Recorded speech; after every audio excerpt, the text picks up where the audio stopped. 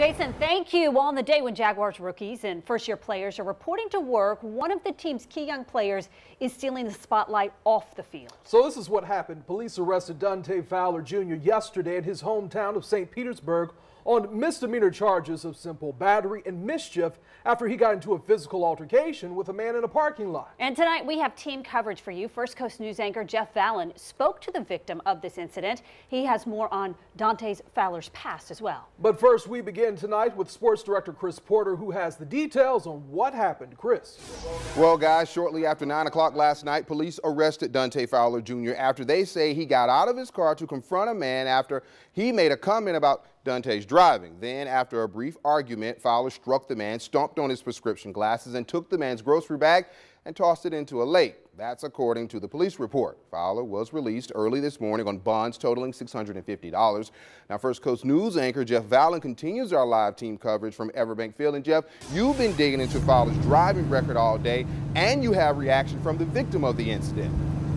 Yeah, we sure do, Chris. And that 55-year-old victim, Alvin Trotman, declined to speak on camera. We did speak with him by phone. He said he's not physically hurt from last night's altercation, but he is a bit mentally shaken up.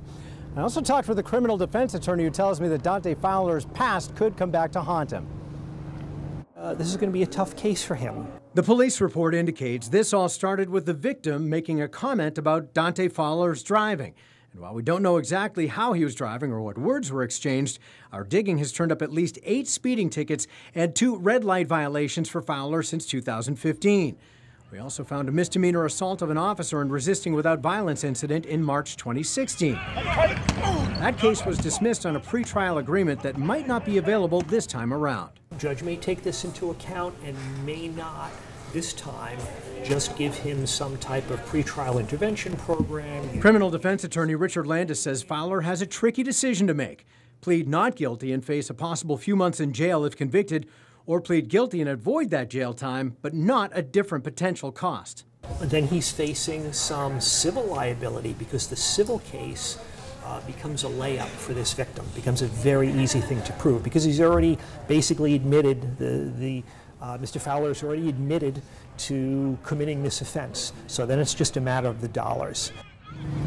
And those dollars, he says, could be hundreds of thousands worth. Now, attorney Richard Landis tells me that all those traffic tickets certainly don't help, but they probably won't hurt Dante Fowler in this particular case from last night. You'll remember there were no driving violations cited in the incident. I'm going to send it back to you, Chris. Thank you, Jeff. Now, we all know the Jaguars are under a new regime led by President of Football Operations Tom Coughlin. Coughlin, as you know, is a no-nonsense guy who won't tolerate this kind of thing. So it will be interesting to see how he handles this matter. Now, the Jaguars did release a statement today, and it reads, the Jaguars are aware of the situation involving defensive end Dante Fowler Jr. and are currently gathering more information.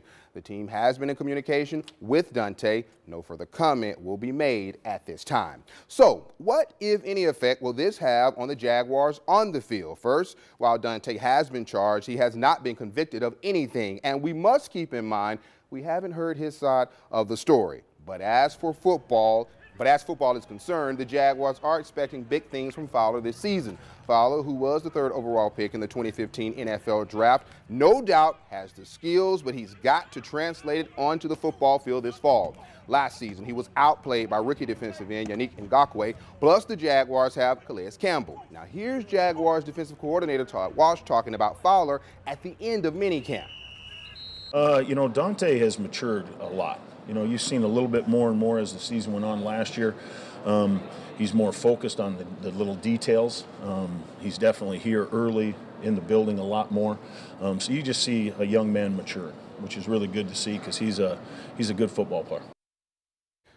Now, this is the 3rd incident involving a Jaguars player since last season. Now, coming up tonight, all new at 5:30, we'll take a look back at the other 2 incidents involving Jags players and how the team has dealt with them. Guys? Chris,